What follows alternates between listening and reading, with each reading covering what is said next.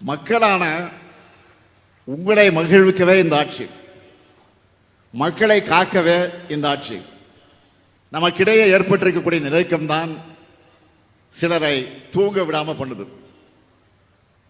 அதனால்தான் நாள்தோறும் ஏதாவது ஒரு அவதூறு செய்தியை சும்மா அடிச்சு விடுறாங்க.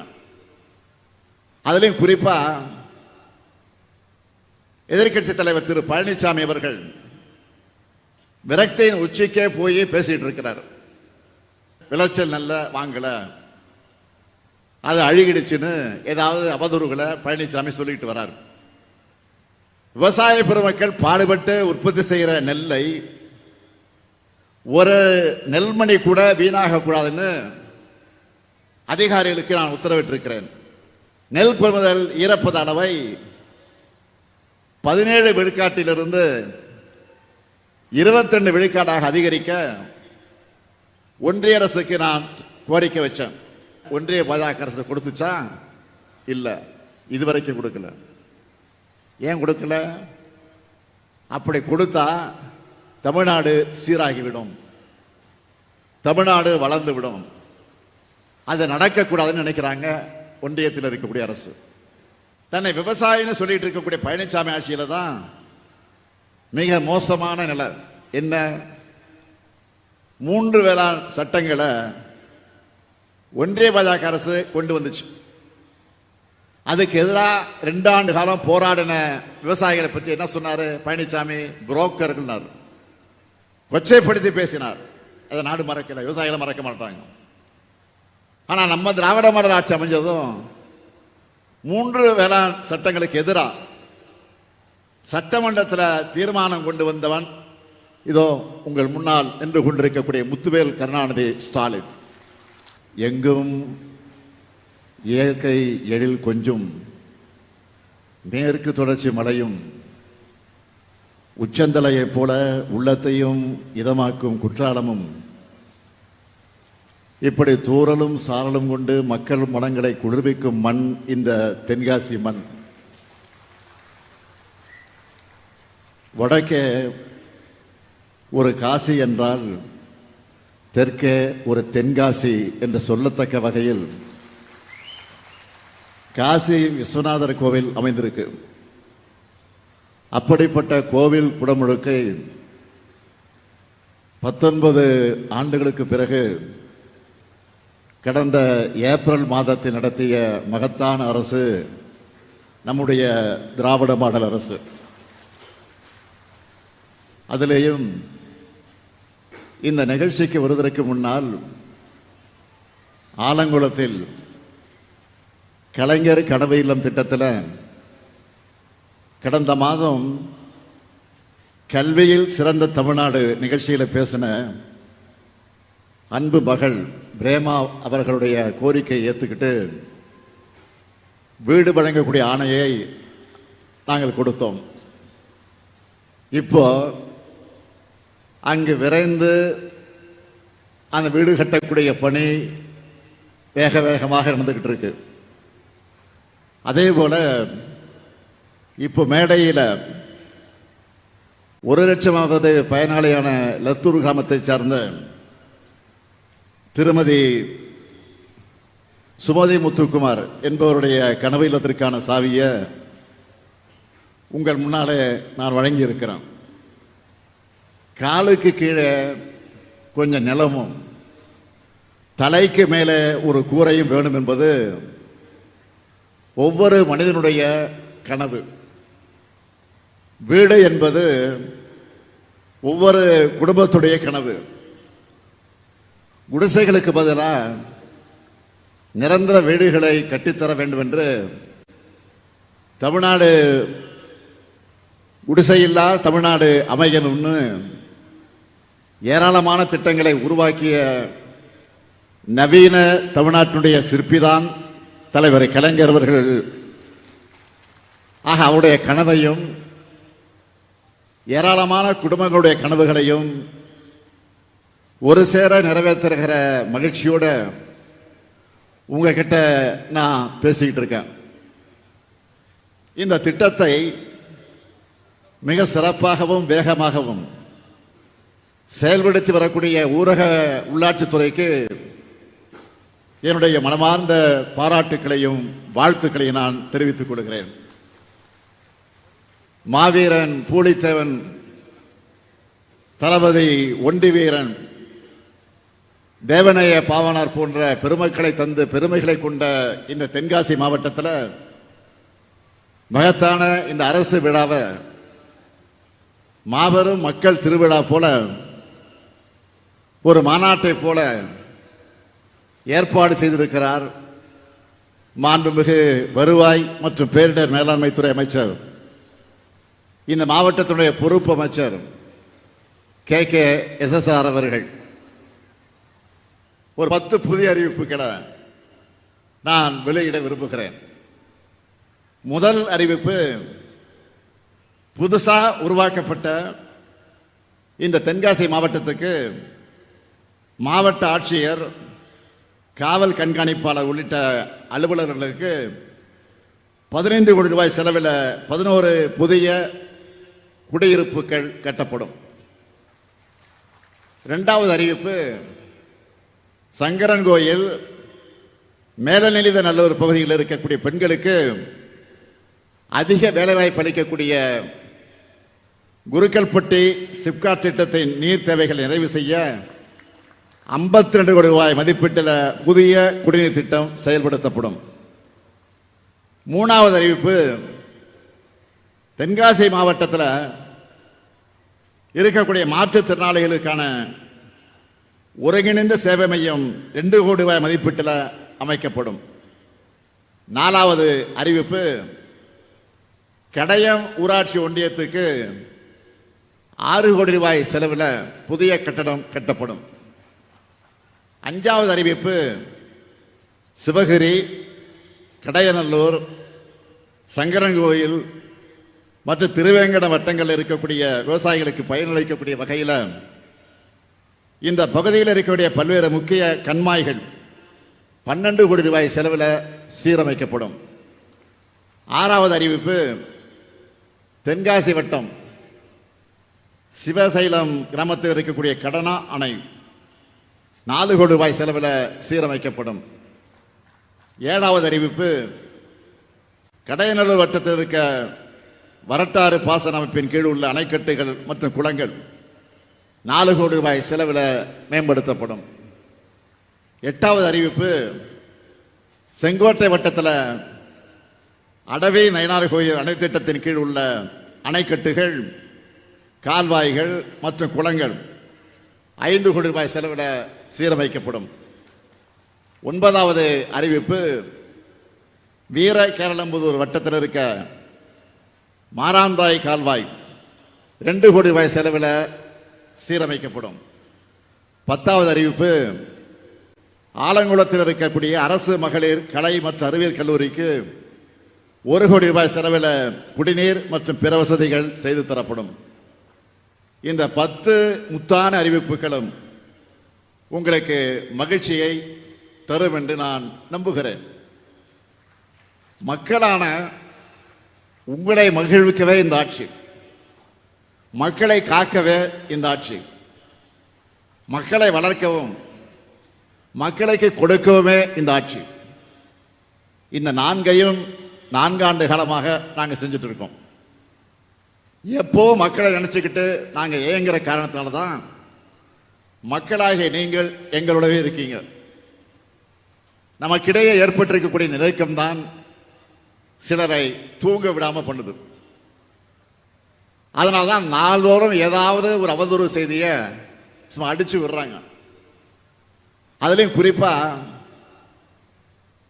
எதிர்க்கட்சி தலைவர் திரு பழனிசாமி அவர்கள் விரக்தியின் உச்சிக்கே போய் பேசிட்டு இருக்கிறார்.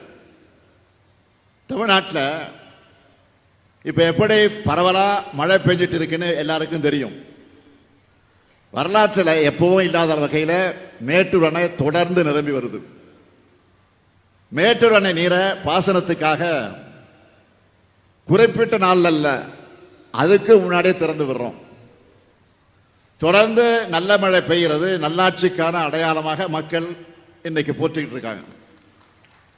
ஆனா இதை வச்சு சிலர் அரசியல் செய்யறாங்க.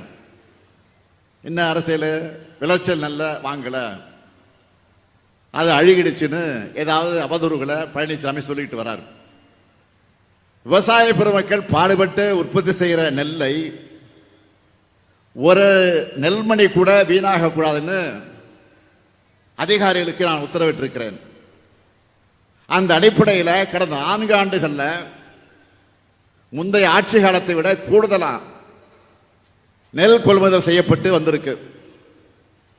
முத்தமிழறிஞர் கலைஞர் அவர்கள் 1972 தமிழ்நாடு நுகர்வோர் வாணிபக் கழகத்தை உருவாக்கி அதன் மூலம் விவசாயிகிட்ட இருந்து நெல் கொள்முதல் செய்ய தமிழ்நாடு முழுவதும் நெல் கொள்முதல் நிலையங்களை ஏற்படுத்தி கொள்முதல் செய்யப்படக்கூடிய முறையை தமிழ்நாட்டுக்கு தனியே உருவாக்கினார்.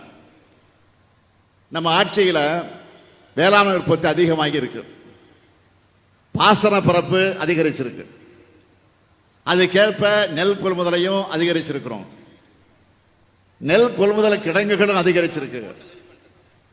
கடந்த 4 ஆண்டுகளில் விவசாயிகள்ட்ட இருந்து கொள்முதல் செய்யப்பட்ட நெல் எவ்வளவு தெரியுமா? 1,70,45,545 மெட்ரிக் டன். இதில் ஆண்டுக்கு சராசரியா கொள்முதல் செய்யப்பட்ட நெல் 42,61,386 மெட்ரிக் டன். இது நம்ம ஆட்சியுடைய டேட்டா. இது ஆனா இதுவே முந்தைய அதிமுக ஆட்சி காலத்தில் சராசரியா செய்யப்பட்ட நெல் எவ்வளவு தெரியுமா? ஆண்டுக்கு 22,70,293 மெட்ரிக் டன் மட்டும்தான்.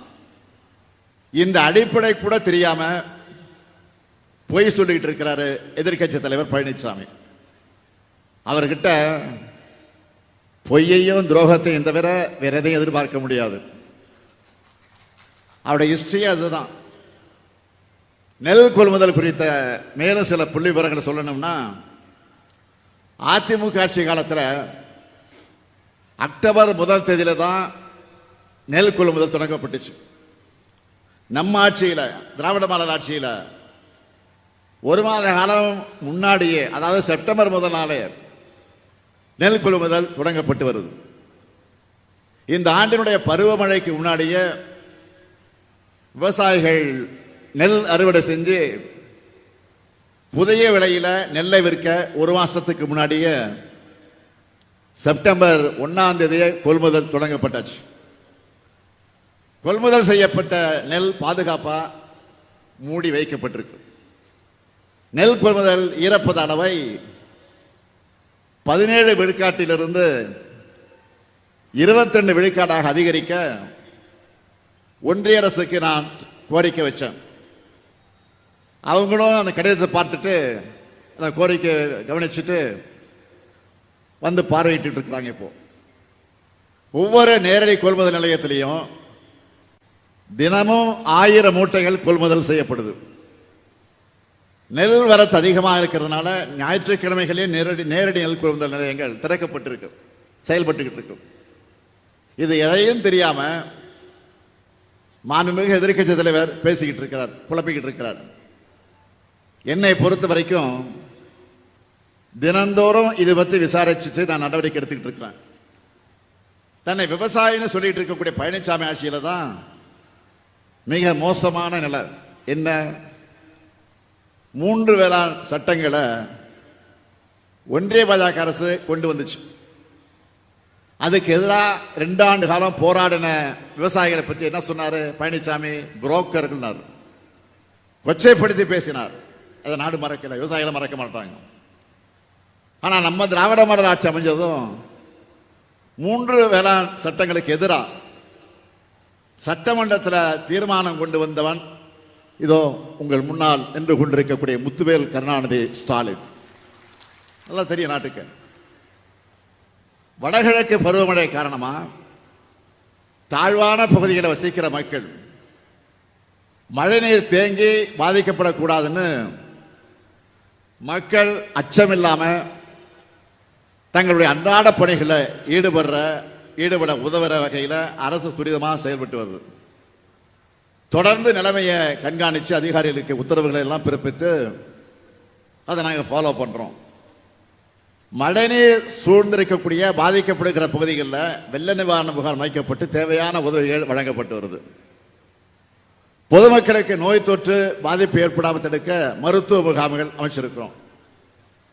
சென்னையில் நிவாரண மையங்கள் தயார் நிலையில் வைக்கப்பட்டு தொடர்ந்து செயல்படுது. இந்த மையங்களில் உணவு, சுகாதார வசதி, குடிநீர் வசதிகள் செய்யப்பட்டிருக்கு.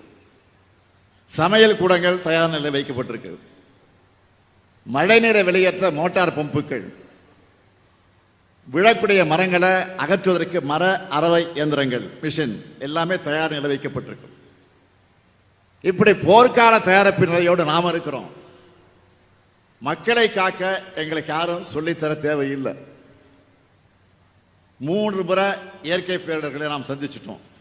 இந்த நாம் ஆட்சிக்கு வந்து 3 முறை வேண்டிய உதவிகள்லாம் செஞ்சு மக்களை காத்தோம்.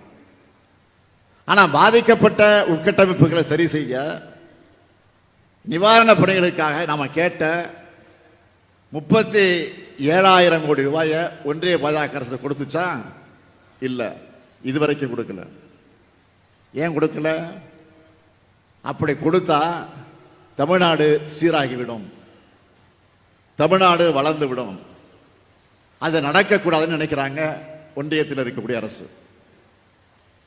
ஒன்றிய அரசு பணம் கொடுத்தாலும் கொடுக்காமல் போனாலும் தமிழ் மக்களை காப்பதுதான் நம்முடைய கடமைன்னு செயல்பட்டு வரக்கூடிய அரசு தான் இந்த திராவிட மாடல் அரசு என்பதை நீங்கள் மறந்துவிடக்கூடாது. ஆனால் தொல்லை கொடுத்தாலும், என்ன தொல்லை கொடுத்தாலும், என்ன தொந்தரவு பண்ணாலும் தமிழ்நாட்டுடைய வளர்ச்சியை யாராலும் தடுக்க முடியல. இப்போ தேர்தல் ஆணையம் மூலமா சிறப்பு தீவிர வாக்காளர் பட்டியல் திருத்தம் என்கிற பேரில் நம்முடைய வாக்குரிமையை பறிக்கிற சதியை அறிவிச்சிருக்கிறாங்க. ஏற்கனவே பீகாரில் இதனால் என்ன நடந்துச்சுன்னு பார்த்தோம். பாஜக தோல்வி உறுதியானா வாக்காளர்களையே நீக்க துணிஞ்சாங்க. அதே ஃபார்முலாவை தமிழ்நாட்டிலையும் இப்போ முயன்று பார்க்குறாங்க. தொடக்க முதலே இந்த சதியை உணர்ந்து நம்ம எல்லாரும் எல்லா வகையிலும் இதை எதிர்த்துட்டு இருக்கிறோம். இப்போ கேரளாவும் நம்மோட இதில் இணைஞ்சிருக்காங்க. இது தொடர்பாக நம்முடைய அடுத்த கட்ட நடவடிக்கை குறித்து முடிவெடுக்க வருகிற நவம்பர் 2ஆம் தேதி என்று நான் அனைத்து கட்சி கூட்டத்தை கூட்டியிருக்கிறேன், அழைப்பு விடுத்திருக்கிறேன். எல்லாருக்கும் அழைப்பு போயிருக்கு. இந்த மேடையிலிருந்து மீண்டும் உறுதியா சொல்றேன், ஜனநாயகத்தோட அடித்தளமே வாக்குரிமை தான். அதை எந்த நிலையிலும் விட்டு கொடுக்க மாட்டோம். வாக்குரிமை பறிப்பு, வாக்கு திருட்டு போன்ற பாஜகவை முயற்சிகளை முறியடிப்போம். தமிழ்நாட்டு மக்களுடைய வாக்குரிமையை காப்போம். மக்களாட்சியை காப்பதற்கான இந்த முன்னெடுப்பில் அனைத்து கட்சிகளும் அரசியல் வேறுபாடுகளை கடந்து பங்கெடுக்க வேண்டும் என்று நான் இந்த மேடையில் இருந்தவர்களுக்கெல்லாம் அழைப்பு விடுக்கிறேன். இயற்கை பேரிடராக இருந்தாலும், செயற்கையான அரசியல் சதியாக இருந்தாலும், எல்லாவற்றிலும் இருந்து காப்பதுதான் என்றைக்குமே நம்முடைய பணி. நான் முதல்ல சொன்னது போல, மகத்தான உங்களை மகிழ்விக்கவே இந்த ஆட்சி, மக்களை காக்கவே இந்த ஆட்சி, மக்களை வளர்க்கவே இந்த ஆட்சி, மக்களுக்கு தேவையானதை கொடுக்கவே இந்த ஆட்சி. இந்த நல்லாட்சி என்னாலும் தொடரும் தொடரும். தமிழ்நாட்டின் வளம் பெருகும் பெருகும் என்று சொல்லி விடைபெறுகிறேன். நன்றி, வணக்கம்.